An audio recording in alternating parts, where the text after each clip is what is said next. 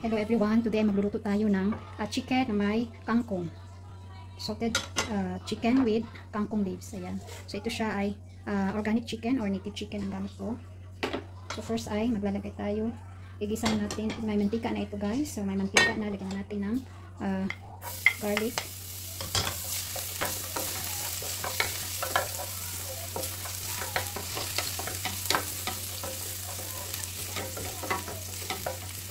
Brown lang natin.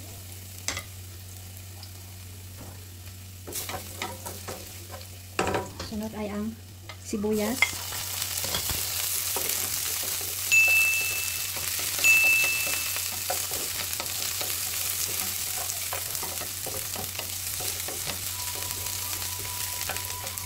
Sunod ay ang kamatis.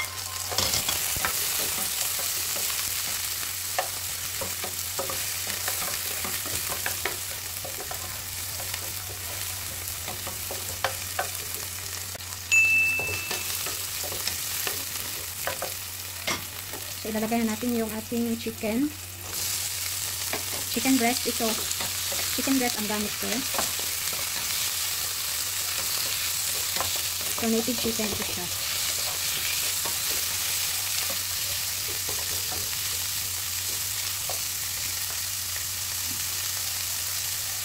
Lagyan natin ang asin.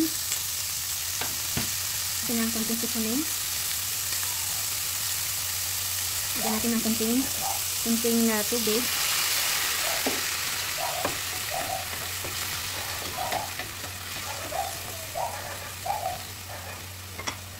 Natin ang 5 minutes. Ayan, kumukulo na. So medyo malambot na ang ating chicken.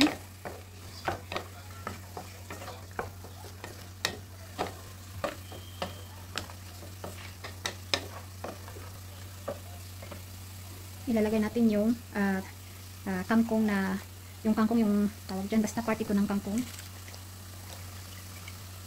Stem ng kangkong. Ayan.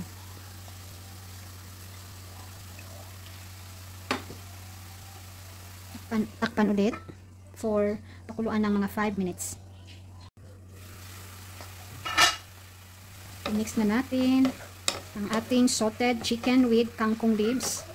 So yung kangkong na ito ay tanim ko dyan sa baba. Merong tubig kasi dyan. May river. So nilagay ko lang yung kangkong. So tumubo na ito silang lahat. Dumami.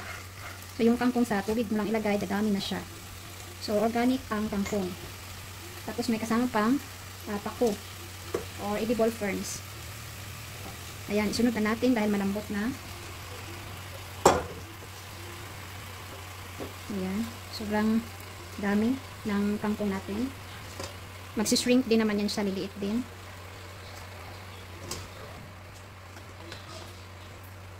Takpan lang natin. Mamaya natin siya i-mix pag mag-shrink na siya or liliit na yung bababa na yung kangkong.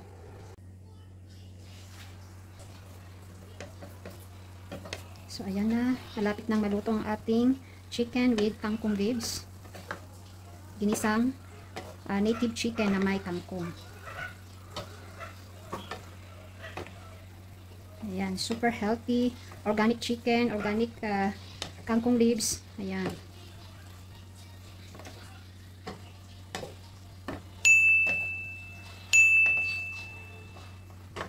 Ay, kunti lang siyang sabaw. Okay na yan. So, tikman lang natin. Sarap. Iba talaga pag native chicken ang gamit. Super lasa. So, ready na ang ating ginisang manok na may kangkong leaves for 5 minutes. Yan. Pakuluan lang natin ng mga 2 to 3 minutes and then ready to serve na ang ating chicken with kangkong leaves. Ayan.